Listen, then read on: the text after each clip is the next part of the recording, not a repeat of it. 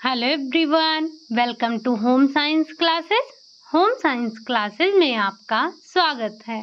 कैसे हैं आप? आशा करती हूँ अच्छे होंगे, खुश होंगे, मस्त होंगे और पढ़ाई कर रहे होंगे।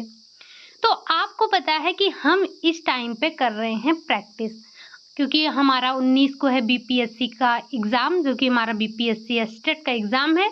तो हम उसी के लिए प्रैक्टिस कर रहे हैं। कल की क्लास में हमने न्यूट्रिशन साइंस से क्वेश्चन उठाए थे। आज की जो क्लास है उसमें आज हमने उठाए हैं आपके होम मैनेजमेंट से क्वेश्चन। आज के जो क्वेश्चन आपको मिलेंगे वो सारे के सारे होम मैनेजमेंट के मिलने वाले हैं। तो आज के सीरीज में हमने 50 क्वेश्चन रखा है। 50 क्वेश्चन में से आपको जो भी क्वेश्चन नए लिखे लगे उन्हें नोट डाउन कीजिएगा। लास्ट में बताइएगा कि आपने कितने क्वेश्चन सही किए हैं। चलिए बढ़ते हैं हम आज के अपने पहले क्वेश्चन की तरफ। पहला क्वेश्चन है, श्रोता के वे गुण हैं, श्रोता के वे गुण जो आमने सामने की बातचीत को प्रभावित करते हैं वे हैं। यानी कि आपको बताना है कि श्रोता के ऐसे कौन से गुण हैं जो आमने सामने की बातचीत को प्रभावित करते हैं। पहला ऑप्शन है आपका सकारात्मक मनोवृत्तियां, दूसरा है आपका सक्रिय श्रवण कौशल, तीसरा है आपका डिकोडिंग कौशल, चौथा है आपका उपर्युक्त में से एक से अधिक, पांचवा है आपका इनमें से कोई नहीं। तो एक श्रोता के अंदर आपको बेसिकली ये बताना है कि एक श्रोता का गुण क्या होना चाहिए। तो जो श्रोता है, श्रोता का सबसे पहला गुण, यानी पहला नहीं कह सकते हैं, तो उसमें एक गुण ये होना चाहिए कि वो सकारात्मक मनोवृत्ति वाला हो। जो श्रोता है हमारा वो सकारात्मक मनोवृत्ति वाला हो, सक्रिय श्रवण कौशल हो, यानी कि जब वो सुने तो वो सक्रिय होकर सुने, निष्क्रिय भाव से ना सुने। अगला है डिकोडिंग कौशल, जो सामने वाला व्यक्ति कह रहा है उसकी बातों को समझने का उसमें कौशल होना चाहिए, वो उसके कोड को डिकोड कर सके, ये कौशल उसके अंदर होना चाहिए। तो श्रोता के अंदर कौन कौन से गुण होने चाहिए? पहला कि सकारात्मक मनोवृत्ति होनी चाहिए उसकी, यस। सक्रिय श्रवण कौशल होना चाहिए, हाँ होना चाहिए। डिकोडिंग कौशल होना चाहिए, बिल्कुल होना चाहिए।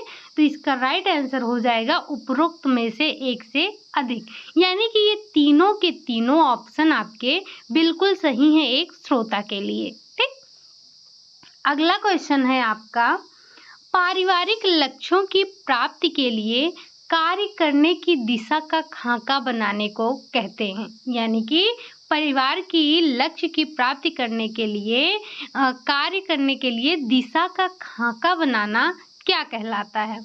क्या ये योजना बनाना कहलाता है? क्या ये संगठित करना कहलाता है? क्या ये नियंत्रण करना कहलाता है, या फिर उपरोक्त सभी? तो ये हमें पता है कि परिवार के लक्ष्यों के प्राप्ति के लिए जो कार्य के दिशा का हम खाका बनाते हैं वो होता है हमारा योजना बनाना। क्या होता है? तो वो होता है हमारा योजना बनाना। किसी भी कार्य को करने से पहले सबसे पहले हम योजना बनाते हैं, फिर योजना, उसके बाद क्या करते हैं? योजना बनाने के बाद ही उसका हम क्रियान्वयन करते हैं, नियंत्रण करते हैं, लास्ट में हम मूल्यांकन करते हैं। तो आपने पढ़ा होगा कि गृह व्यवस्थापन के 3 चरण कौन कौन से हैं? तो उसमें मुख्य आपका आता है जो 3 है, आयोजन, नियंत्रण और लास्ट में आपका आता है मूल्यांकन। या आपको ऐसे भी ध्यान रखना है, प्रबंधन के आपको चरणों के बारे में बताना है। प्रथम चरण आप ध्यान रखेंगे, अंतिम चरण आप ध्यान रखेंगे, और दूसरा चरण किसी भी तरह से आपसे पूछा जा सकता है। तो यहाँ पर आपका कौन सा राइट आंसर होगा? योजना बनाना।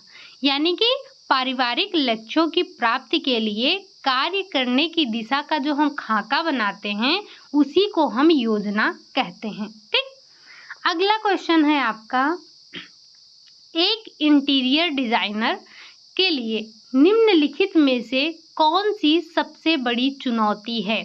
आपको बताना है अगर कोई एक इंटीरियर डिज़ाइनर है तो उसके लिए इसमें से सबसे बड़ी चुनौती क्या होगी? क्या कुछ अलग बनाना होगा? कुछ कार्यात्मक बनाना होगा, कुछ आकर्षक बनाना होगा या फिर उपरोक्त सभी। तो एक इंटीरियर जो डिज़ाइनर है उसके लिए ये तीनों के तीनों ही सबसे बड़ी चुनौतियाँ हैं। क्या उसे कुछ हटकर बनाना है, कुछ उसको अलग बनाना है, जैसा कि अगर पहले से ही जो वहाँ पर डिज़ाइन वगैरह बने हैं, अगर वो वही बना देगा तो क्या ऐसा कुछ अलग हुआ? तो इसके लिए उसको थोड़ा-सा अलग बनाना होगा, जो पहले से बना बनाया है वही नहीं छापना है। अगला है कुछ कार्यात्मक बनाना होगा, यानी कि जो वो बनाएगा वो क्रियात्मक भी होना चाहिए। और तीसरा कुछ आकर्षक बनाना है, मतलब वो जो बनाएगा अलग तो हो, कार्यात्मक भी हो, साथ ही साथ वो देखने में आकर्षक लगे। अगर वो आकर्षक नहीं लग रहा है, आपने अलग बनाने के चक्कर में बिल्कुल अलग ही बना दिया, वो किसी को अपनी तरफ आकर्षित ही नहीं कर रहा है बल्कि अनाकर्षक कर रहा है, तो वो किसी काम का नहीं है। तो एक जो इंटीरियर डिज़ाइनर है उसके लिए ये तीनों की तीनों ही चुनौती हैं कि उसको कुछ अलग तो बनाना ही बनाना है, साथ में उसे कार्यात्मक भी बनाना है और ऐसा बनाना है कि वो आकर्षक भी लगे। तो ये उसके लिए चुनौती होती है। ठीक? अगला क्वेश्चन है आपका तीसरा फिर से आ गया, सॉरी, ये चौथा आ गया आपका दहामा। दहामा के नाम आपने सुने होंगे किसमें? दहामा का नाम आपने बार-बार सुना था एक्सटेंशन एजुकेशन में। तो आपने जब एक्सटेंशन एजुकेशन सुना तो उसमें आपको हर बार दहामा का नाम सुनने को मिलता है। यहाँ पर हम बात कर रहे हैं किसमें? यहाँ पर हम बात कर रहे हैं होम मैनेजमेंट में। तो दहामा जो कि 1965 में जो हैं इन्होंने विस्तार के दर्शन के संबंध में निम्नलिखित बिंदुओं पर प्रकाश डाला। आपको बताना है कि विस्तार दर्शन के संदर्भ में संबंध में दहामा ने किन-किन बिंदुओं पर प्रकाश डाला है। स्वयं सहायता, अगला है आपका लोग सबसे बड़ा संसाधन है, तीसरा है उपर्युक्त दोनों, तो चौथा है इनमें से कोई नहीं। तो जो ओपी दहामा थे उन्होंने विस्तार के दर्शन के संबंध में इन दोनों ही बिंदुओं पर प्रकाश डाला। क्या? कि स्वयं सहायता, यानी कि व्यक्ति को स्वयं सहायता करनी होगी, और दूसरा लोग सबसे बड़ा संसाधन। जब आपने प्रसार शिक्षा, अब मैं बता दूं यहाँ पर प्रसार शिक्षा आपका यही विस्तार दर्शन प्रसार दर्शन दोनों एक ही हैं। तो जब आपने प्रसार शिक्षा के सिद्धांत पढ़े थे तो वहाँ पर आपने कई सिद्धांत पढ़े थे, जैसे स्वयं सहायता करना, लोग सबसे बड़ा संसाधन, करके सीखना, देखकर विश्वास करना, ये तमाम चीज़ें आपने देखी थी। तो वही जो ओपी दहामा हैं इन्होंने विस्तार के दर्शन के संबंध में इन दोनों ही बिंदुओं पर प्रकाश डाला। इन्होंने कहा कि स्वयं सहायता करना और लोग सबसे बड़ा संसाधन, ये दो बिंदुओं को इन्होंने इसमें इंक्लूड किया था। अगला क्वेश्चन है निम्नलिखित में से मानवीय संसाधन नहीं है। मानवीय संसाधन कौन नहीं है? क्या जायदाद है? क्या ऊर्जा है? क्या ज्ञान है? क्या कौशल है? तो ये जो मानवीय संसाधन है, अगर हम बात करें मानवीय संसाधन की, तो आपको पता है कि जो मानवीय संसाधन है हमारा, ये पारिवारिक संसाधन को हमने दो भागों में बांटा था। किसमें? एक हमने बांटा था मानवीय और एक बांटा था हमने अमानवीय। अब मानवीय में कौन था? जो मानव के अंदर निहित होता है, जिसे कोई चुरा नहीं सकता, जिसे कोई देख नहीं सकता, जिसे कोई छू नहीं सकता। जैसे आपकी हो गई ऊर्जा, हो गई कौशल, हो गया कोई आपका ज्ञान, हो गया आपकी ईमानदारी हो गई। तो ये सारी की सारी चीज़ें आपके अंदर में निहित है। अगर हम बात करें अमानवीय की, अमानवीय का मतलब ये होता है जिसे आप छू सकते हैं, जिसे आप देख सकते हैं, जिसे आप चुरा सकते हैं। तो इसमें व्यक्ति की, यानी कि कोई वस्तु आ सकती है, जैसे जैसे ज़मीन जायदाद हो गए और पेन हो गया, कोई खाने पीने की वस्तु हो गई, यानी कि कोई भी वस्तु हो गई जिसे कोई व्यक्ति छू सकता है, देख सकता है, चुरा सकता है। ठीक? तो यहाँ हम बात कर रहे हैं मानवीय संसाधन नहीं है, यानी कि आपको बताना है कि निम्नलिखित में से अमानवीय संसाधन कौन है। तो आपने अभी-अभी देखा जो ऊर्जा है, जो ज्ञान है, जो कौशल है, ये सारे के सारे मानव के अंदर निहित होते हैं। इन्हें आप छू नहीं सकते, इन्हें आप देख नहीं सकते, आप इन्हें चुरा नहीं सकते। तो ये हमारे अंदर होते हैं। बचा क्या? जायदाद। जायदाद कोई भी ले सकता है। आप देख सकते हैं किसी के पास कितना जायदाद है। तो ये क्या होता है? ये अमानवीय संसाधन होता है और आपसे यहाँ पूछा क्या गया है? अमानवीय संसाधन के बारे में ही पूछा गया है। तो आपका राइट आंसर क्या हो जाएगा? राइट आंसर हो जाएगा आपका पहला। अमानवीय संसाधन में आपका जायदाद आता है। अगला क्वेश्चन है आपका, हाथ और शरीर की गति में परिवर्तन द्वारा कार्य सरलीकरण निम्नलिखित द्वारा प्राप्त किया जा सकता है। कैसे? कार्य के क्रम में सुधार करना, उत्पाद बदलना, उपकरण बदलना, भंडारण स्थान में बदलाव। तो यहाँ आपसे पूछा जा रहा है कि हाथ और शरीर की गति में परिवर्तन द्वारा कार्य सरलीकरण द्वारा प्राप्त किया जा सकता है। तो आप हाथ और कार्य की गति में परिवर्तन करके क्या कर सकते हैं? ये क्या उत्पाद बदलाव को बता रहा है, उपकरण बदलाव को बता रहा है, भंडारण स्थान में बदलाव बता रहा है। तो जब आप हाथ और शरीर की गति में परिवर्तन करके जो कार्य सरलीकरण के द्वारा प्राप्त कर सकते हैं, वो है कार्य के क्रम में सुधार करना। क्या करना? कार्य के क्रम में सुधार करना। ठीक? अगला है आपका, निम्न में से क्या हमें वित्तीय हानियों से सुरक्षा देता है? इनमें से आपको बताना है कि ऐसा क्या है जो हमें वित्तीय हानियों से सुरक्षा देता है। क्या वो बचत बैंक है? क्या वो बैंक है? क्या वो बीमा है? क्या वो वित्तीय संस्था है? तो जो हमें वित्तीय हानियों से सुरक्षा देता है वो है हमारा बीमा। बीमा हमें वित्तीय हानियों से सुरक्षा देता है।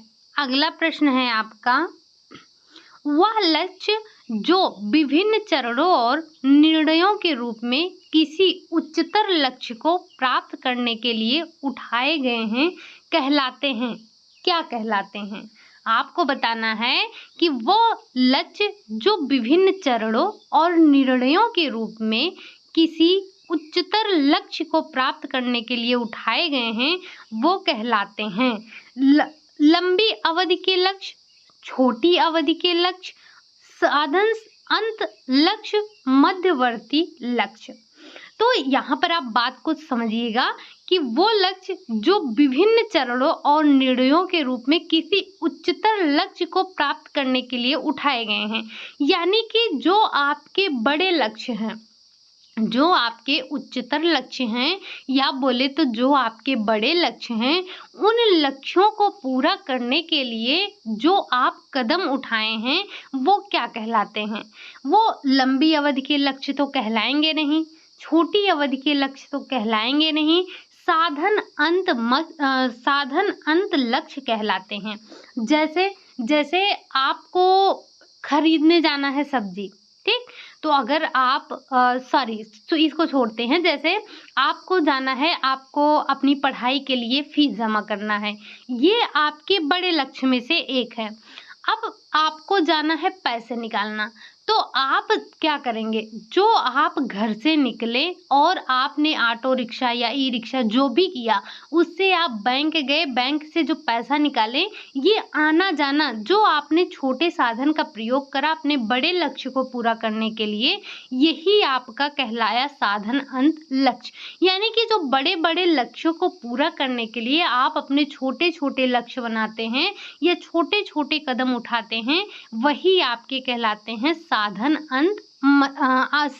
अंत लक्ष्य कहलाते हैं। ठीक? तो इसका राइट आंसर क्या हो जाएगा? साधन अंत लक्ष्य हो जाएगा। अगला क्वेश्चन है आपका, जब सदस्यों को कम समय में कई कार्य पूरे करने होते हैं तो उसे कहते हैं, क्या कहते हैं? क्या उसे हम लचीला समय कहते हैं? क्या उसे हम पीक लोड समय कहते हैं? क्या उसे हम क्रियाओं का अनुकरण कहते हैं या फिर उसे हम पीक लोड क्रियाएं कहते हैं? जब ये हमने कहाँ पढ़ा था? ये हमने पढ़ा था जब कार्य का हमने विभाजन किया था, कार्य सरलीकरण में पढ़ा था कि किसी भी स्त्री के दिन भर में एक समय ऐसा आता है कि जब उसको बहुत सारे कार्य एक समय में करना होता है। अमूमन आपने देखा होगा कि ये जो पीक लोड का टाइम होता है ये सुबह होता है, जो पीक लोड का समय होता है। क्यों? क्योंकि आपको भी सुबह-सुबह ऑफिस जाना है, या आप काम करती हैं तो, नहीं करती हैं तो भी आपको सुबह-सुबह ऑफिस जाना है। घर पे बड़े बुजुर्ग हैं, उनको दवा पानी देना है, उनके लिए खाना नाश्ता जो भी है बनाना है। आपके हस्बैंड को ऑफिस जाना है, उनके लिए भी खाना बनाना है, टिफिन वगैरह पैक करना है। बच्चे हैं, बच्चों को भी स्कूल जाना है। तो सुबह के टाइम में कितना काम है, बहुत ज़्यादा काम हो जाता है।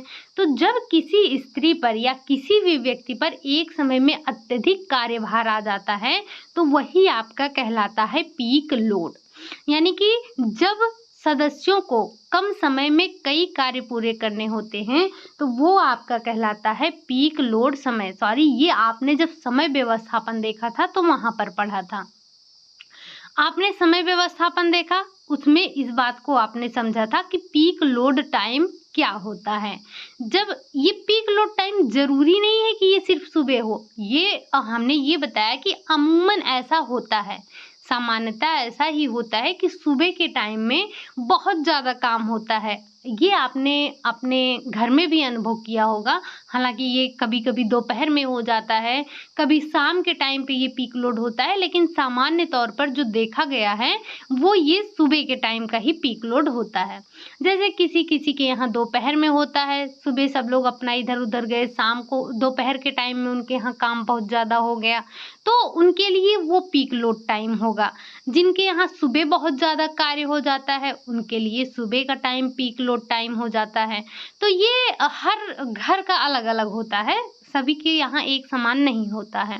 बस आपको इतना ध्यान रखना है कि जब सदस्यों को कम समय में कई कार्य करने होते हैं तो उस समय को आप पीक लोड टाइम कहते हैं।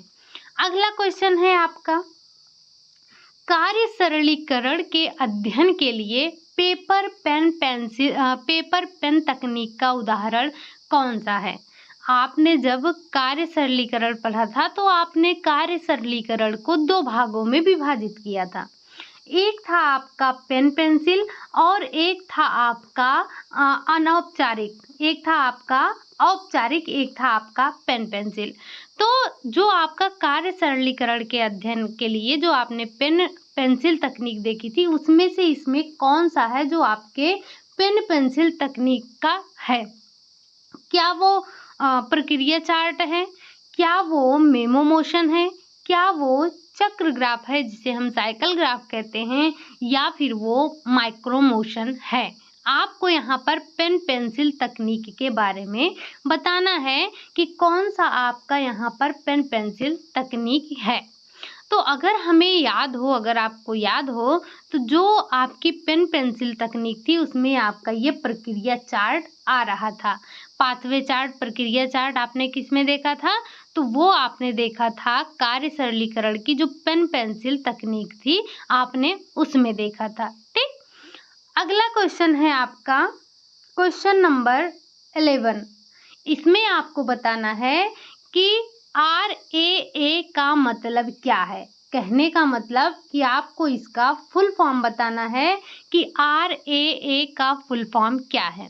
पहला है आपका rapid rural activity, rural referral appearance, rapid rural appraisal या फिर रिवर्स रूरल एक्टिविटी। तो जो RAA है, RAA, सबसे पहले इसका फुल फॉर्म समझते हैं। तो इसका फुल फॉर्म होगा रैपिड रूरल अप्रेसल। इसका हिंदी होता है तीव्र ग्रामीण मूल्यांकन। ये जो तीव्र ग्रामीण मूल्यांकन है, ये उद्देश्य इसका क्या था, क्यों बनाया गया ये?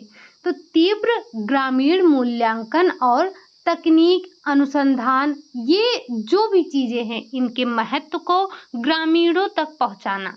आपका जो प्रसार कार्य क्या होता है, प्रसार कार्य में हम क्या करते हैं कि जो भी तकनीकें हुई हैं, जो भी अनुसंधान हुए हैं, जो भी यहाँ पर प्रयोग किए गए हैं शहरों में, उन्हें ग्रामीणों तक पहुँचाया जाए। तो इसी उद्देश्य से ये तीव्र ग्रामीण मूल्यांकन का कि इसकी स्थापना हुई या इसका विकास हुआ। ठीक, अगला क्वेश्चन है आपका, निम्नलिखित में से कौन सा संप्रेषण में बाह्य बाधा का एक उदाहरण है? आपको बताना है कि संप्रेषण में कौन सा एक बाह्य बाधा का उदाहरण है। क्या वो भौतिक विचालक है, क्या वो भाषा है, क्या वो अवबोध है, या फिर वो पृष्ठभूमि है? आपको बताना है कि संप्रेषण में बाह्य जो बाधक है वो कौन सा है। भाषा है? नहीं। अवबोध है? नहीं। पृष्ठभूमि है? नहीं। तो है क्या? ये बाह्य बाधक जो है वो है आपका भौतिक विचालक। जैसे आप जब संप्रेषण में अगर शोरगुल हो रहा है काफी तेज, तो इसमें लोगों को बाधा होती है और यही आपके होते हैं बाह्य बाधक होते हैं। इसमें अब आपके ये जो हमारे मोटर गाड़ियां हो गई, इनके हॉर्न हो गए, शोरगुल हो गया, तो ये सारी चीजें जो होती हैं ये संप्रेषण में बाधक का कार्य करती हैं। अगला क्वेश्चन है आपका, क्वेश्चन नंबर 13 है, नैतिक सिद्धांत या विश्वास जो एक व्यक्ति जीवन के कुछ पहलुओं के बारे में रखता है वो है क्या है? नैतिक सिद्धांत वह या विश्वास जो एक व्यक्ति जीवन के कुछ पहलुओं के बारे में रखता है वो क्या है? क्या वो मूल्य है, क्या वो लक्ष्य है, क्या वो मानक है, क्या वो आचार नीति है? तो आपको बताना है ये जो आपका भौतिक सिद्धांत है या फिर विश्वास है जो एक व्यक्ति के कुछ पहलुओं के बारे में रखता है वो है आपका मूल्य। मूल्य क्या है? तो मूल्य बेसिकली एक भौतिक वस्तु या फिर कह सकते हैं मानसिक अवस्था का गुण है जिसके द्वारा लक्ष्य की प्राप्ति करते हैं। जो मूल्य होता है, मूल्य व्यक्ति के आचार, उसकी व्यक्तित्व और उसके कार्यों को स्पष्ट रूप से प्रभावित करती है। तो जो व्यक्ति का मूल्य होता है ये बहुत ही इम्पोर्टेंट होता है। ठीक, अगला क्वेश्चन है आपका, कंपनी के लाभ के साथ तथा एक व्यक्ति के पास शेयरों की संख्या पर ... प्राप्त होता है। क्या प्राप्त होता है? वेतन प्राप्त होता है, लाभांश प्राप्त होता है, ब्याज प्राप्त होता है, या फिर आपको पेंशन मिलती है। तो किसी भी कंपनी के लाभ के साथ एक व्यक्ति के पास जो शेयर होती है उस शेयरों की संख्या पर व्यक्ति को लाभांश प्राप्त होता है। ये आपने बचत के बारे में जब पढ़ा था तो वहां पर आपने समझा था, धन व्यवस्थापन जब पढ़ा था तो वहां पर आपने समझा था कि आय प्राप्ति के साधन कौन कौन से, तो उसमें एक आपका लाभांश भी आया था। वेतन भी था, ब्याज भी था, पेंशन भी था और लाभांश भी था। तो लाभांश आपका क्या था? लाभांश आपका कंपनी के लाभ के साथ तथा एक व्यक्ति के पास शेयरों की संख्या पर लाभांश प्राप्त होता है कि आपके पास कितने शेयर हैं। जैसे कंपनी को जितना प्रॉफिट हुआ, आपके पास जितने शेयर होंगे उसके हिसाब से आपको लाभांश मिलेंगे। ठीक, अगला क्वेश्चन है आपका, हाथ और शरीर की गति में परिवर्तन द्वारा कार्य सरलीकरण निम्नलिखित द्वारा प्राप्त किया जा सकता है। हालांकि शायद हमने ये क्वेश्चन पहले भी डिस्कस कर लिया है, एक बार देख लेते हैं क्या है। तो जो ये शरीर और हाथ की गति में परिवर्तन द्वारा कार्य सरलीकरण है, उसके द्वारा आपने देखा था कि कार्य के क्रम में सुधार कर रहे थे। ये हमने पहले ही देख लिया था। इसमें करेंगे क्या? तो इसमें आपके समय और ऊर्जा दोनों की ही बचत होती है। ठीक, ये क्वेश्चन हमने देखा है, इसलिए हम आगे बढ़ते हैं। अगला क्वेश्चन है आपका, एक गृहिणी जो सतर्कता पूर्वक परिवार के लिए भोजन की योजना बना रही है, इसमें वह कौन सा मानव संसाधन का उपयोग कर रही है। यानी कि एक गृहिणी है जो कि अपने परिवार के लिए बहुत ही सतर्कता पूर्वक, सावधानी पूर्वक भोजन को बना रही है, तो वो इसमें किस मानवीय कौशल का प्रयोग कर रही है। क्या वो पैसा है, क्या वो ज्ञान है, क्या वो समय है, या फिर वो सामग्री है। तो आपको बताना है, आपको पता है कि जो गृहिणी है वो अपने ज्ञान का प्रयोग करके परिवार के लोगों के लिए सतर्कता पूर्वक भोजन बना रही है। तो यहाँ पर अगर आप देखें, वैसे भी अगर आप देखें, यहाँ पर मानवीय संसाधन पूछा गया है, तो मानवीय संसाधन में अगर आप कंफ्यूज होते तो समय और ज्ञान, हालांकि पैसा सामग्री अगर दो चीज दिया गया है और ज्ञान और समय दिया गया है, तो आपको यहाँ ज्ञान के साथ में जाना है। अभी हम आगे भी डिस्कस करेंगे कि ये समय का चक्कर क्या है। ठीक, तो जो गृहिणी है वो किसका प्रयोग कर रही है, किस मानवीय संसाधन का, तो ज्ञान के मानवीय संसाधन का प्रयोग कर रही है, ज्ञान मानवीय साधन। ठीक, अगला क्वेश्चन है आपका, यदि किसी व्यक्ति को अपने कार्यस्थल से वेतन के अतिरिक्त मुफ्त आवास और अतिरिक्त लाभ मिलते हैं, तो वो किस प्रकार की आय होगी। यानी कि जो व्यक्ति है उसको अपने कार्यस्थल से वेतन तो मिल ही रहा है, वेतन के साथ साथ उसको जो मुफ्त में आवास और अतिरिक्त जो लाभ मिलता है, जो सेवाएं मिलती हैं, वो किस प्रकार का आय होगा। क्या वो धन आय है, क्या वो वास्तविक प्रत्यक्ष आय है, या वो वास्तविक अप्रत्यक्ष आय है, या फिर वो मानसिक आय है। तो यहाँ हम मानसिक आय और धन की बात तो करेंगे ही नहीं, बात यहाँ पर हमारी फंसती है वास्तविक प्रत्यक्ष और वास्तविक अप्रत्यक्ष। तो जो एक व्यक्ति को अपने कार्यस्थल पर वेतन के अलावा जो मुफ्त में उसको आवास या फिर जो लाभ मिल रहे हैं, वो आपके कहलाते हैं अप्रत्यक्ष आय, यानी कि वास्तविक अप्रत्यक्ष आय कहलाती है। ठीक, अगला क्वेश्चन है आपका, अगला क्वेश्चन है कि डॉट डॉट का अर्थ है, यानी कि किसका अर्थ है एक घर के आंतरिक भाग को ताजा करने के लिए दूषित वायु को बाहर निकालकर शुद्ध वायु पर संचारित करना। यानी कि इसमें से आपको बताना है किसका अर्थ होता है कि घर में ताजे वायु को प्रवेश कराया जाए और घर में से जो दूषित वायु है उसको बाहर निकाला जाए। क्या ये एस्पेक्ट का है अर्थ, वायु का आवागमन, संभावना, या फिर म्यूरो। तो हमें पता है, हमने ये जो वायु का आवागमन क्या है, वायु के आवागमन का अर्थ है कि घर के आंतरिक भाग में ताजे जो वायु है उसका प्रवेश कराना और घर में जो अशुद्ध वायु है, जो हमारा दूषित वायु है, उसको बाहर निकालना। तो जो घर में शुद्ध वायु का प्रवेश करवाना और अशुद्ध वायु का बाहर निकालना, वो क्या कहलाता है, वायु का आवागमन, और इसी को हम संवातन भी कहते हैं। यानी कि घर में जो आप शुद्ध वायु प्रवेश करवा रहे हैं और अशुद्ध वायु का आप वहां से निकाल रहे हैं, अशुद्ध वायु को बाहर निकाल रहे हैं, तो ये क्रिया आपकी कहलाती है संवातन। यहाँ पर आपको ध्यान रखना है, जो वायु का आवागमन करना है, हमें शुद्ध वायु को अंदर ले जाना है, अशुद्ध वायु को बाहर निकालना है। ठीक, अगला क्वेश्चन है आपका, डॉट डॉट डॉट रेखाओं, रूपों, रंगों तथा रचनाओं की व्यवस्था से संदर्भित है, क्या है।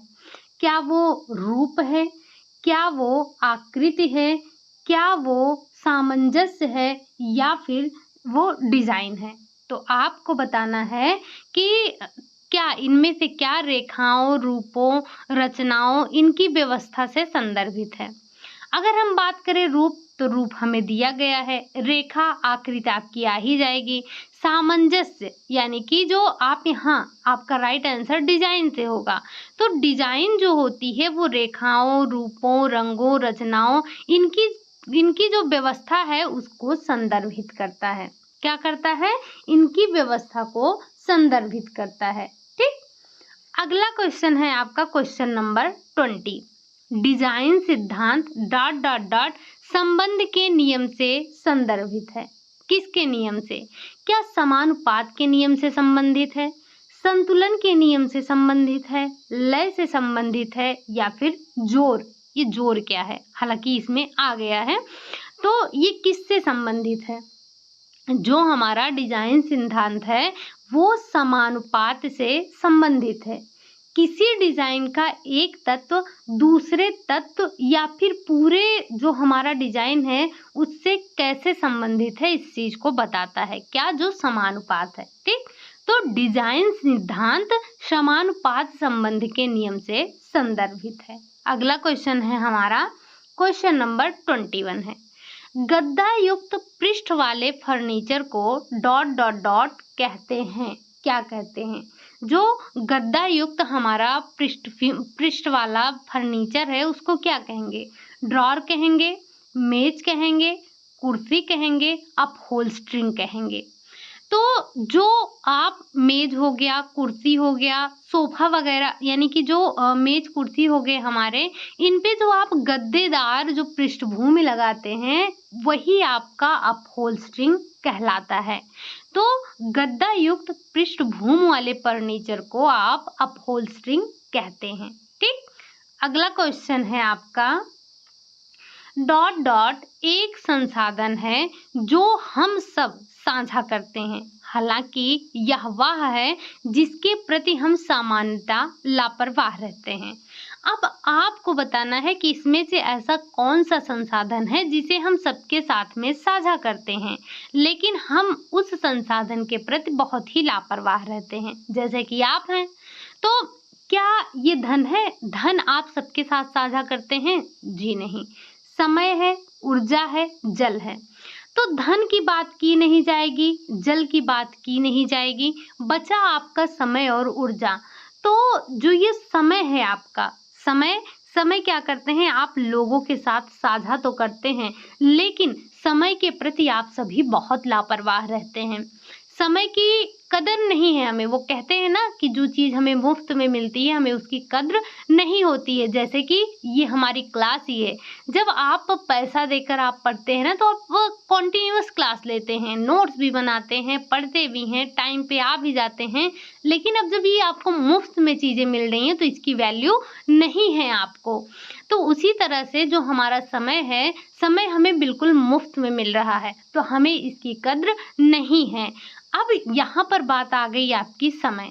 तो समय आपका क्या है? क्या ये मानवीय संसाधन है या फिर अमानवीय संसाधन है? आप कहेंगे कि समय हमारा मानवीय भी है और अमानवीय भी है।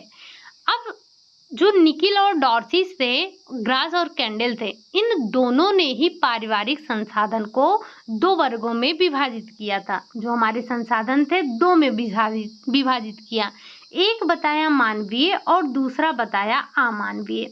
अब दोनों ने एक ही चीज बताई। अगर ये दोनों लोग सेम चीज बताते तो क्या कॉपी पेस्ट ना हो जाता? इसीलिए इन्होंने इन दोनों में डिफरेंस आ गया समय का। समय का डिफरेंस कैसे आया? तो जो आपके ग्रास और कैंडल थे उन्होंने समय को बताया कि ये मानवीय संसाधन है। आपके जो ग्रास और कैंडल थे उन्होंने समय को मानवीय माना। जो निकिल और डॉर्सी थे उन्होंने समय को अमानवीय माना। ये क्वेश्चन आपसे पूछा जा चुका है कि ग्रास एवं कैंडल, या फिर मुझे याद नहीं आ रहा है, निकिल और डॉर्सी का पूछा गया था। दोनों में से किसी एक से पूछा गया था कि इनके अनुसार समय है क्या मानवीय संसाधन है अमानवीय संसाधन है। तो आपको ध्यान रखना है, अगर हम बात करेंगे समय की तो ये मानवीय है और ये आपका अमानवीय है। मानवीय किसने बताया? ग्रास और कैंडल ने बताया। निकिल और डॉर्सी ने इसे अमानवीय बताया। तो आपको कंफ्यूज होने की ज़रूरत नहीं है, बस आपको इन दोनों का नाम ध्यान रखना है कि किसने मानवीय बताया और किसने अमानवीय। अगर ये समय से पूछा जाता है ना तो ये आपसे यहीं से पूछा जाएगा कि किसने जो है इसे मानवीय माना और किसने इसे अमानवीय माना। अगला क्वेश्चन है आपका, कार्य के सरलीकरण को करने की साधारणतम सरलतम और शीघ्रतम विधि को सचेत होकर ढूंढने के रूप में परिभाषित किया जा सकता है। ये किसने कहा था? यानी कि आपको इस परिभाषा को ये बताना है कि ये परिभाषा किसने दी। परिभाषा क्या है? तो कार्य के सरलीकरण को कार्य करने की साधारणतम, सरलतम और शीघ्रतम विधि को सचेत होकर ढूंढने के रूप में परिभाषित किया जा सकता है। यह कथन किसका है? निकिल और डॉर्सी का है, ग्रासियम कैंडल का है, वर्गीज का है या फिर एलिजाबेथ का है? तो ये जो परिभाषा दी थी वो निकिल और डॉर्सी ने दी थी। ये जो परिभाषा है बहुत इंपॉर्टेंट है, इसे नोट डाउन कर लीजिएगा या फिर इसे ध्यान रखिएगा। ये जो आपका होम मैनेजमेंट है, इसमें आपको बार बार दो नाम बार बार सुनने को मिलेंगे। वो हैं एक निकिल डॉर्सी और ये हैं एक दूसरे हैं ग्रास और कैंडल।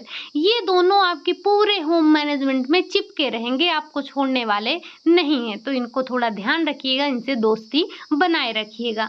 अगला क्वेश्चन है आपका, बुफे के लिए मेन्यू इस प्रकार होनी चाहिए कि मेहमान उसे डॉट डॉट डॉट से खा सकें। कैसे खा सकें? साधारण रूप से खा सकें, सरलता से खा सकें, कठिनाई से खा सकें या फिर महत्वाकांक्षा से खा सकें। तो इसको बेसिकली हम इसका आंसर देने से पहले ये समझते हैं ये बुफे का मतलब क्या है। ये जो बुफे है ये भोजन परोसने की एक शैली है जिसमें जो मेहमान होते हैं वो स्वयं की सहायता करते हैं, यानी कि स्वयं ही खाना वाना परोस के खा लेते हैं। इसका बेस्ट एग्जाम्पल क्या है? जैसे आजकल शादी हो गई, होटल में हो गया, रेस्टोरेंट में हो गया, लोग क्या करते हैं खुद ही परोस के खाते हैं।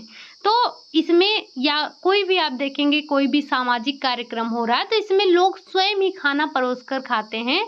तो इसका राइट आंसर क्या होगा? ये बुफे क्या है आपको ध्यान रखना है, भोजन परोसने की एक शैली है और ये ऐसी होनी चाहिए जिसे मेहमान सरलता से खा सकें, उन्हें कोई किसी भी तरह की कोई तकलीफ ना हो, कोई परेशानी ना हो।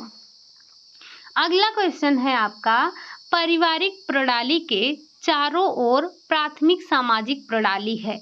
यानी कि जो हमारी पारिवारिक प्रणाली है, पारिवारिक प्रणाली के चारों ओर प्राथमिक सामाजिक प्रणाली है क्या? मित्र हैं, संबंधी हैं, पड़ोसी हैं, उपर्युक्त सभी हैं।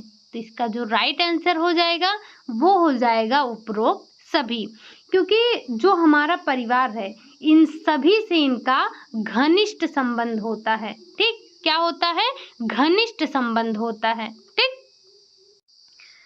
अगला क्वेश्चन आ जाता है आपका, वह परिवार जो अपने पर्यावरण के साथ निरंतर परस्पर संबंध रखती है कहलाती है। क्या कहलाती है? क्या वो खुली प्रणाली कहलाती है? क्या वो बंद प्रणाली कहलाती है? अर्धबंद प्रणाली कहलाती है या फिर वो अर्ध खुली प्रणाली कहलाती है? तो पूछा क्या जा रहा है आपसे? पूछा ये जा रहा है कि वह परिवार जो अपने पर्यावरण के साथ निरंतर संबंध रखती है वो आपकी खुली प्रणाली कहलाती है। क्या कहलाती है?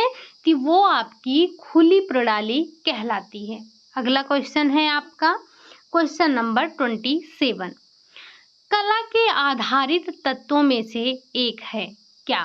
संतुलन है, लय है, रेखा है, अनुपात है।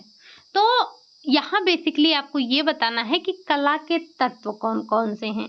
आपने कला के तत्व और कला के सिद्धांत दो चीजों को पढ़ा था। कला के तत्व हमारे कितने थे? 7 थे। कला के सिद्धांत हमारे जो थे वो 5 थे। संतुलन क्या है? लय, संतुलन, लय और अनुपात, ये तीनों के तीनों हमारे कला के सिद्धांत थे।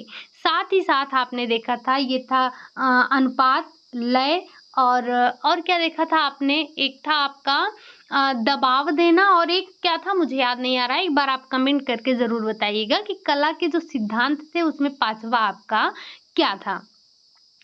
तो यहाँ पर बेसिकली पूछ रहा है कला के तत्व। तो कला के तत्व में आपका रेखा आता है। रेखा क्या था? रेखा आपका कला का तत्व था, जिसमें आपने देखा था रेखा देखा था। रेखाएं कई प्रकार की देखी थी, वक्र देखी थी, तिरछी देखी थी, लंबवत देखी थी, ये सारी चीजें आपने देखी थी। तो ये कला के तत्व में आपका आ रहा था। आकृति था, आकार था, आपने ये भी देखा था कि ये रंग थे, छाया था, प्रकाश था, ये रिक्त स्थान, ये सातों आपके आ रहे थे कला के तत्वों में, और 5 आपका था कला के सिद्धांत में। ठीक, अगला है आपका गृह व्यवस्थापन का सार है। गृह व्यवस्थापन का क्या सार है? कि पारिवारिक लक्ष्यों को निश्चित करना, समय व्यवस्थापन करना, ऊर्जा व्यवस्थापन करना, उपलब्ध संसाधनों का उपयोग करना। तो गृह व्यवस्थापन का सार हमारा ये था कि जो भी हमारे संसाधन उपलब्ध हैं, जो हमारे संसाधन उपलब्ध हैं उन्हीं का उपयोग करके हम जो हमारी आवश्यकताएं हैं उनकी पूर्ति करें। जो हमारे पारिवारिक लक्ष्य हैं, जो हमारे पारिवारिक आवश्यकताएं हैं, उनको उपलब्ध संसाधनों में ही हम पूरा करें। तो हमारा गृह व्यवस्थापन का सार क्या था? कि उपलब्ध संसाधनों का उपयोग करके हमारे जो भी पारिवारिक लक्ष्य हैं उनकी पूर्ति करना। ठीक, इसी के लिए तो हम ऊर्जा व्यवस्थापन कर रहे थे, धन व्यवस्थापन कर रहे थे, समय व्यवस्थापन कर रहे थे, ताकि जो हमारे पास साधन उपलब्ध हैं उनका हम उपयोग कर सकें। अगला क्वेश्चन है आपका कला का सिद्धांत है। इसमें से आपको बताना है कि कला का सिद्धांत है। रेखा है, प्रकाश है, संतुलन है, उपरोक्त सभी हैं। तो आपको पता है अभी अभी आपने देखा कि प्रकाश और ये रेखा, ये दोनों के दोनों ही हमारे क्या थे? ये दोनों के दोनों ही हमारे कला के तत्व थे। इसी में आपने आकृति देखी थी, इसी में आपने पोत देखा था, इसी में आपने रिक्त स्थान देखा, इसी में आपने रंग देखा। तो किस में देखा? कला के तत्व में देखा था। सिद्धांत में आपका संतुलन आ रहा था। ठीक, क्या आ रहा था? संतुलन आ रहा था, अनुपात आ रहा है, लय आ रहा था, इसमें दबाव देना आ रहा था। किस में आ रहा था? ये सिद्धांत में आ रहा था। ठीक, अगला क्वेश्चन है आपसे, ये क्वेश्चन तो आपसे यहाँ तक भी पूछा जा चुका है कि कला के तत्व कितने हैं, कला के सिद्धांत कितने हैं, नाम तो छोड़ ही दीजिए, ये आपसे कितने हैं ये भी पूछा जा चुका है। ठीक, अगला क्वेश्चन है आपका क्वेश्चन नंबर 30। धन, समय तथा शक्ति तीनों की अधिक आवश्यकता होती है। कब होती है? जीवन चक्र के प्रथम अवस्था में, जीवन चक्र की द्वितीय अवस्था में, जीवन चक्र की तृतीय अवस्था में, या उपरोक्त सभी। तो आपको पता है कि जब जीवन चक्र की प्रथम अवस्था कब प्रारंभ होती है? जब एक स्त्री और पुरुष का विवाह होता है तब जीवन की प्रथम अवस्था प्रारंभ होती है। जब द्वितीय अवस्था, जब उनके बच्चे हो जाते हैं, द्वितीय अवस्था वो हो जाती है, इसी में बच्चे होते हैं, बच्चे विद्यालय जाते हैं, छोटे बच्चे का विवाह बड़े बच्चे का विवाह होता है, बड़ा बच्चा सेटल हो जाता है, तब तक ये आपकी द्वितीय अवस्था चलती है। और इसी में आपको धन अधिक लगता है, इसी में समय आपके अधिक लगता है, अभी इसी में शक्ति भी आपकी अधिक लगती है, क्योंकि बच्चों को पढ़ाना लिखाना, उनके ऊपर पैसे बहुत खर्चा करने होते हैं, साथ ही साथ बच्चे इसी में छोटे होते हैं, उनकी देखभाल करना। तो ये सारे के सारे कार्य हमें किस में करने होते हैं? जीवन चक्र की द्वितीय अवस्था में करने होते हैं। प्रथम अवस्था में तो उनका विवाह हुआ, अपना उतना नहीं उनके पास टाइम, उनको धन की उतनी आवश्यकता नहीं है, उनको उतनी ज़्यादा शक्ति की आवश्यकता नहीं है, उतना ज़्यादा समय की आवश्यकता नहीं है, समय भरपूर है। लेकिन जो दूसरी अवस्था होती है इसमें इन तीनों की मांग सबसे ज़्यादा बढ़ जाती है। ठीक, अगला क्वेश्चन है आपका कार्य सरलीकरण का अर्थ है, यानी कि आपको बताना है कि कार्य सरलीकरण का क्या अर्थ होता है। कार्य संबंधी आदतों में परिवर्तन करना, श्रम की बचत करने वाले उपकरणों का प्रयोग करना, कार्य स्थान को संगठित करना, या फिर कार्य क्रिया में कौशल विकास।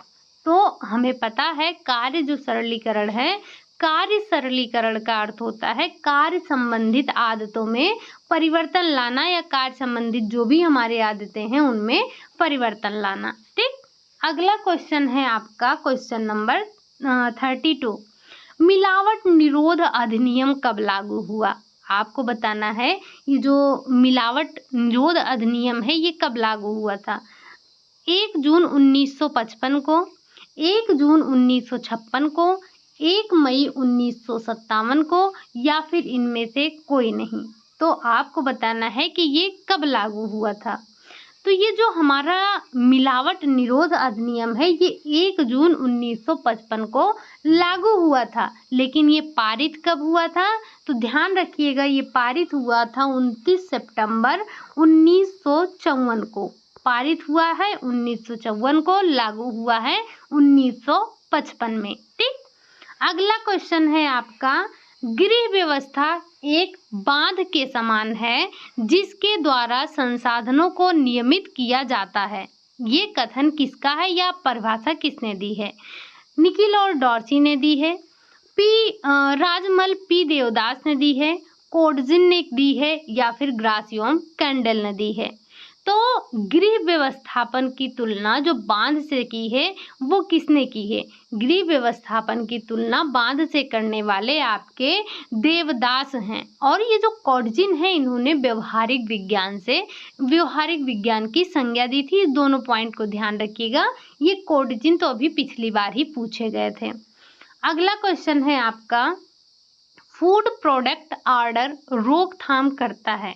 जो आपका फूड प्रोडक्ट ऑर्डर है ये किसकी रोकथाम करता है? मिलावट की करता है, शुद्धता की करता है, गलत नापतोल की करता है, या फिर उपरोक्त सभी। तो जो हमारा FPO है यानी कि फूड प्रोडक्ट ऑर्डर है ये किसकी जो है रोकथाम करता है? तो ये करता है मिलावट की रोकथाम करता है। और ये किसके बाद अनिवार्य हुआ? तो ये जो मिलावट अधिनियम है यानी कि जो ये रोकथाम है ये 2006 के बाद अनिवार्य कर दिया गया। ठीक, अगला क्वेश्चन है आपका तीव्रता दर्शाता है। तीव्रता, ये जो तीव्रता है ये आपका कलर के चैप्टर से लिया गया है। तो जो तीव्रता है वो क्या दर्शाता है? क्या वो रंग का चमकीलापन या गाढ़ापन दर्शाता है, गहरापन या हल्कापन दर्शाता है, चमकीलापन या फिर वो धुंधलापन दर्शाता है, गाढ़ापन या फिर ये धुंधलापन दर्शाता है? तो तीव्रता जो है आपका तीव्रता या जिसे ही हम आप क्रोम कहते हैं वो क्या दर्शाता है? वो आपका क्रोम जो है वो दर्शाता है आपका चमकीलापन और धुंधलापन। चमकीलापन या फिर धुंधलापन दर्शाता है क्या? जो क्रोम है।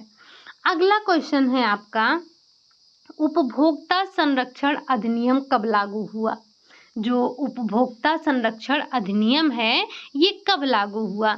क्या ये 10 सितंबर 1983 को लागू हुआ, 1 जुलाई 1984 को लागू हुआ, 4 अगस्त 1985 को लागू हुआ, या फिर 24 सितंबर 1986 को लागू हुआ? तो हालांकि ये सबको रटा होगा कि ये जो उपभोक्ता संरक्षण अधिनियम है ये कब लागू हुआ? तो ये 1986, एक ही ऑप्शन में दिया गया है 1986, यही आपका राइट आंसर हो जाएगा कि उपभोक्ता संरक्षण अधिनियम कब लागू हुआ? तो 24 सितंबर 1986 को लागू हुआ। ये अधिनियम वगैरह पढ़ लीजिएगा। ठीक, जो भी आपके इम्पोर्टेंट डेट हैं जैसे योगा दिवस, पर्यावरण दिवस, ओजोन दिवस, खाद्य संरक्षण दिवस, जनसंख्या दिवस, ये सारे के सारे इम्पॉर्टेंट हैं तो आप इन्हें एक बार पढ़ के जाइएगा। ठीक, अगला क्वेश्चन है आपका निम्नलिखित में से तटस्थ रंग है कौन है? काला है, सफेद है, हरा है, या फिर पीला है? तो तटस्थ जो रंग होता है इसका मतलब क्या होता है? इसका मतलब ये होता है कि किसी रंग को गाढ़ा या फिर मंद करने के लिए इसका प्रयोग किया जाता है। तो आपको पता है कि 2 ही रंग हैं, काला और सफ़ेद हमारे दो ही तटस्थ रंग हैं जिनका प्रयोग हम करते हैं, जिसका उपयोग आप रंग को हल्का या फिर गाढ़ा करने में प्रयोग करते हैं। ठीक, अगला क्वेश्चन है आपका क्वेश्चन नंबर 38। 38 क्या है कि परिवार कल्याण कार्यक्रम कब आरंभ हुआ? परिवार कल्याण कार्यक्रम कब आरंभ हुआ? 1976 में, 1952 में, 1980 में या फिर 1984 में? तो हमें पता है कि 1952 में ये परिवार कल्याण कार्यक्रम आरंभ हुआ। भारत जो है, ये भारत हमारा, इंडिया हमारा दुनिया का पहला ऐसा देश है जिसने 1952 में, कब? 1952 में परिवार नियोजन को अपनाया था। किसको अपनाया था? तो अगर आपसे ये पूछा जाए कि परिवार नियोजन को अपनाने वाला पहला देश, वो है हमारा भारत। भारत ही दुनिया का पहला ऐसा देश है जिसने 1952 में परिवार नियोजन को अपनाया था। इस बात को भी आप ध्यान रखिएगा। फिर भी हम जनसंख्या में क्या हैं? सबसे आगे हैं। अगला क्वेश्चन है आपका, वह निर्णय जो परिवार का एक सदस्य लेता है उसे सिर्फ निर्णय लेने वाला व्यक्ति प्रभावित होता है कहलाता है। कहने का मतलब कि परिवार के जिस एक सदस्य ने अपना एक निर्णय लिया है और उस निर्णय का असर किसी और पर नहीं पड़ता है, वो सिर्फ और सिर्फ जिस व्यक्ति ने लिया है उस व्यक्ति को प्रभावित कर रहा है, तो ऐसा निर्णय क्या कहलाता है? क्या वो नैतिक निर्णय कहलाता है? क्या वो संगठनात्मक निर्णय कहलाता है? क्या वो आपातकालीन निर्णय कहलाता है या फिर वो व्यक्तिगत निर्णय कहलाता है?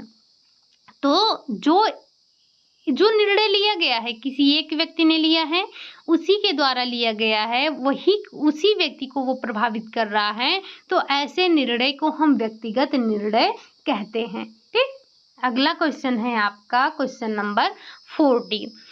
डिजाइन में उतार व चढ़ाव को कहते हैं, यानी कि जो डिजाइन में उतार चढ़ाव होते हैं उनको क्या कहते हैं? एसिमुलेशन कहते हैं, बल देना कहते हैं, लय कहते हैं या फिर अनुपात कहते हैं। तो किसी भी डिजाइन में जो हम उतार चढ़ाव देते हैं, उतार चढ़ाव देने का मतलब क्या है? वो लय होता है। लय में होता है क्या? उतार चढ़ाव। लय और बल ये दोनों ही आपके डिजाइन के सिद्धांत हैं। अगर कला के सिद्धांत या डिजाइन के सिद्धांत पूछे जाएं तो दोनों एक ही हैं। ठीक, ये अनुपात भी आपका कला के सिद्धांत में ही आता है। अगला क्वेश्चन है आपका, फैमिली लाइफ साइकिल की अवधारणा किसने दी थी? ये जो फैमिली लाइफ साइकिल है, इसकी अवधारणा किसने दी थी? अभी इससे रिलेटेड आपने क्वेश्चन किया था 2 क्वेश्चन पहले ही। क्या ये ग्रास और कैंडल ने दी थी? क्या ये निकिल और डॉर्सी ने दी थी? क्या ये राउंड्री ने दी थी या फिर ये कॉर्जिन ने दी थी? तो आपको पता होना चाहिए कि जो फैमिली लाइफ साइकिल है, इसकी अवधारणा देने वाले राउंड्री महोदय थे। कौन थे?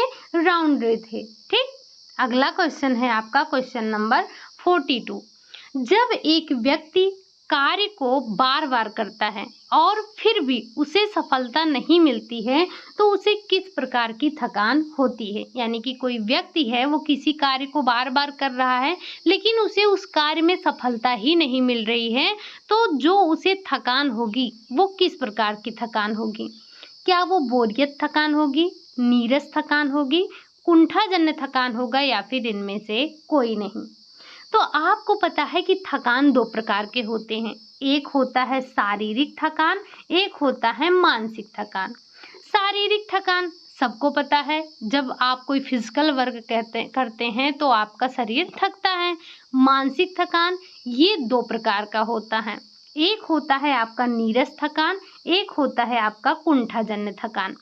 अब ये जो आपका नीरस थकान है, इसी को आप बोरियत कहते हैं। नीरस और बोरियत दोनों एक हैं। और एक है कुंठाजन्य थकान। जैसे आप एक ही तरह का भोजन रोज बना के ऊब जाते हैं, दाल चावल दाल चावल दाल चावल दाल चावल, तो ये आपका होता है बोरियत। कहते नहीं हम तो यही एक चीज खा के बोर हो गए हैं। लेकिन एक होता है कुंठाजन्य थकान। जैसे आप किसी कार्य को बार-बार करते हैं और उसमें आपको सफलता नहीं मिलती है, तो वो हो जाता है कुंठाजन्य थकान और यहाँ पर बात की जा रही है कुंठाजन्य थकान की। ठीक? अगला क्वेश्चन है आपका क्वेश्चन नंबर 43। एक साथ कई कार्य करने का कौशल कहलाता है, यानी कि एक साथ कोई व्यक्ति कई कार्य कर रहा है तो वो क्या कहलाता है? क्या वो मल्टीपल कार्य कहलाता है, डबटेलिंग कहलाता है, आर्गोमीटर कहलाता है या फिर इनमें से कोई नहीं? तो एक साथ कई कार्य करने का जो कौशल है वो आपका कहलाता है डबटेलिंग। शायद हमने इसे, आप इसे नोट डाउन जरूर कर लीजिएगा, शायद ये हमने अपनी क्लास में चर्चा नहीं किया था। ठीक, अगला क्वेश्चन है आपका, एक बात ध्यान रखिएगा, जो कि आप कार्य सरलीकरण में जो समय व्यवस्थापन, टाइम मैनेजमेंट करते हैं, उसमें आप कम समय में अधिक से अधिक कार्य तो करते हैं, लेकिन ध्यान रखिएगा कि आपके कार्य की गुणवत्ता में कोई परिवर्तन नहीं होना चाहिए। ऐसा ना हो कि आपने कार्य जल्दी तो समाप्त कर दिया लेकिन कार्य आपका अच्छा ना हो। ठीक, अगला क्वेश्चन है आपका, प्रोसेस चार्ट में प्रतीक, जो इस तरह का प्रतीक बना है, इसका क्या अर्थ है? क्या निरीक्षण करना है, क्या अवरोध उत्पन्न होना है, एक साथ दो कार्य करना है या फिर एक स्थान से दूसरे स्थान जाना है? आपने जो पढ़ा था प्रोसेस चार्ट, जिसमें आपने पेन पेंसिल तकनीक में देखा था, तो उसमें आपने कुछ बिंदुओं पर चर्चा किया था, यानी कि कुछ प्रतीकों के बारे में आपने चर्चा किया था। तो वही आपको बताना है कि ये जो प्रतीक है, जो इस तरह का प्रतीक है त्रिभुज के आकार का, ये क्या दर्शाता है? तो ये सबसे पहले ये तो आपका अवरोधन दर्शा रहा है, यानी कि आपके कार्य में किसी भी प्रकार की कोई बाधा आ गई है। अब हमने एक निरीक्षण का भी देखा था, तो ये जो निरीक्षण वाला था, ये निरीक्षण वाला क्या दर्शा रहा था? तो जो ये आपका एक आयत था, आयत आपका निरीक्षण को दर्शा रहा था। एक साथ दो कार्य को कौन दर्शा रहा था? तो एक साथ को दो कार्य, एक साथ दो कार्य, कुछ इस तरह का जो हमारा गोला था वो दर्शा रहा था। एक स्थान से दूसरे स्थान पर जाना, जो ये हमारा वृत्त था, वो दर्शा रहा था। तो ये कुछ हमने प्रतीक देखे थे, उन प्रतीकों का मतलब क्या है, तो यहाँ से कुछ इस तरह से भी क्वेश्चन बनते हैं, तो इन्हें ध्यान रखिएगा और उन प्रतीकों को भी पढ़ते रहिएगा। अगला क्वेश्चन है आपका, औपचारिक विधि में शामिल नहीं है। आपको बताना है कि इनमें से कौन सी औपचारिक विधि नहीं है। क्या वो माइक्रो मोशन है, क्या वो मेमो मोशन है, क्या वो ऑपरेशन चार्ट है या फिर वो साइकिल ग्राफ है? तो आपको बताना है कि इनमें से आपका कौन सा औपचारिक विधि में शामिल नहीं है। औपचारिक विधि में आपका शामिल नहीं है कौन सा? Operation chart. ये किस में आता है? तो ये आपका आता है पेन पेंसिल में। इसके साथ ही साथ क्या आता है, और ये जो आपका दिया गया है ये माइक्रो, मेमो, साइकिल, ये आपका किस में आता है? तो ये आपके सारे इन सारों की चर्चा हमने अभी अभी की है। इसी में आपने देखा था प्रतीकों के बारे में। ठीक, इसी में हम एक चर्चा करते हैं स्टॉप वॉच की। आपने देखा होगा स्टॉप वॉच जो है वो इस किस में आ रहा था? तो स्टॉप वॉच की चर्चा हमने की थी पेन पेंसिल में। ठीक, अगला क्वेश्चन आता है आपका, ईंट को सिकुड़ने व चटकने से बचाता है। जब आपने गृह बनाने की जो सामग्री देखी थी, तो उसमें आपने ईंट बनाने की विधि भी देखी थी। तो आपको बताना है कि इसमें से कौन ऐसा है जो ईंट को सिकुड़ने और चटकने से बचाता है? क्या वो लोहा है, क्या वो सिलिका है, क्या वो एल्युमिनियम है या फिर वो मैग्नीशिया है? तो सबसे पहले आपको ध्यान ये रखना है कि जो हमारा ईंट को सिकुड़ने और चटकने से बचाता है, वो कार्य करता है हमारा जो है ये सिलिका करता है। सिलिका हमारा ईंट को चटकने और सिकुड़ने से बचाता है। लोहा क्या करता है? तो लोहा ईंट को लाल रंग प्रदान करता है। एल्युमिनियम क्या करता है? तो ये ढांचा प्रदान करता है। अगर हम बात करें मैग्नीशिया की, तो मैग्नीशिया ईंट को पीला रंग प्रदान करता है। ठीक, तो ये आपने जो हमारे ईंट में प्रयोग किए जा रहे थे, ये धातुओं के बारे में आपने समझा। अगला क्वेश्चन है आपका, उपभोक्ता के प्राथमिक अधिकारों में शामिल नहीं है। आपको बताना है जो हमारे उपभोक्ता हैं उनको 4 प्राथमिक अधिकार दिए गए थे और 4 बाद में दिए गए। आपको वही बताना है कि प्राथमिक अधिकारों में कौन नहीं है। 3 तो है आपके प्राथमिक अधिकार में, लेकिन 1 नहीं है। वही कौन सा नहीं है ज़रा एक बार आप बताइएगा। तो चयन का अधिकार है, क्षतिपूर्ति का अधिकार है, सुरक्षा का अधिकार है, सूचना का अधिकार है। अगर आपसे पूछा जाए कि उपभोक्ता के प्राथमिक अधिकारों में क्या नहीं शामिल है, तो वो है आपका क्षतिपूर्ति का अधिकार। जो उपभोक्ता के प्राथमिक अधिकार हैं उनको 4 प्राथमिक अधिकार मिले हैं। कौन-कौन से? एक है आपका चयन का अधिकार मिला है, सुरक्षा का अधिकार मिला है, सूचना का अधिकार मिला है और चौथा आपका था सुनवाई का अधिकार मिला है, लेकिन उसको क्षतिपूर्ति का अधिकार नहीं मिला था प्राथमिक अधिकारों में। ये जो आपके गौड़ अधिकार थे उसमें शामिल है। ठीक, अगला क्वेश्चन है आपका, विश्व उपभोक्ता दिवस मनाया जाता है, कब मनाया जाता है? क्या ये 10 अक्टूबर को मनाया जाता है? क्या ये 15 मार्च को मनाया जाता है? क्या ये 16 अक्टूबर को मनाया जाता है या फिर ये 10 जनवरी को मनाया जाता है? तो जो विश्व उपभोक्ता दिवस है, एक तो होता है आपका विश्व उपभोक्ता दिवस, एक होता है आपका राष्ट्र उपभोक्ता दिवस। तो विश्व उपभोक्ता दिवस मैं बता रही हूँ, राष्ट्र उपभोक्ता दिवस आप बताएंगे। जो विश्व उपभोक्ता दिवस है ये मनाया जाता है आपका 15 मार्च को। इसकी शुरुआत कब हुई थी? तो नोट डाउन कर लीजिएगा, सन 1962 में अमेरिका के जो राष्ट्रपति थे उनके द्वारा इसकी शुरुआत की गई थी। ठीक, अगला क्वेश्चन है, किसी गहरे रंग में सफेद रंग मिलाने को कहते हैं, या जब आप किसी गाढ़े रंग में सफेद रंग को मिलाते हैं या उसको हल्का करते हैं तो वो क्या कहलाता है? अब हल्का करना ये तो हम समझ रहे हैं, लेकिन उसको हम अपनी बुकिश लैंग्वेज में क्या बोलेंगे? क्या उसे हम टोन बोलेंगे, शेड बोलेंगे, टिंट बोलेंगे या सारे के सारे बोल देंगे? तो ध्यान रखना है हमें कि अगर आप किसी गहरे रंग में सफेद रंग को मिला रहे हैं तो वो आपका टिंट कहलाएगा, और अगर आप किसी रंग में ग्रे रंग मिला रहे हैं किसी भी रंग में तो वो आपका टोन कहलाएगा। अगर आप ब्लैक मिला रहे हैं किसी रंग में तो वो आपका शेड कहलाएगा। ये तीनों पॉइंट आप क्लियर करते हुए चलिएगा, क्योंकि इन तीनों से आपसे क्वेश्चन पूछा गया है। यानी कि किसी गाढ़े रंग को आप अगर हल्का कर रहे हैं तो वो टिंट कहला रहा है। अगर किसी रंग में यानी कि ग्रे मिला रहे हैं आप तो वो आपका टोन कहलाएगा। अगर आप किसी रंग में ब्लैक मिला रहे हैं तो वो आपका शेड कहलाएगा।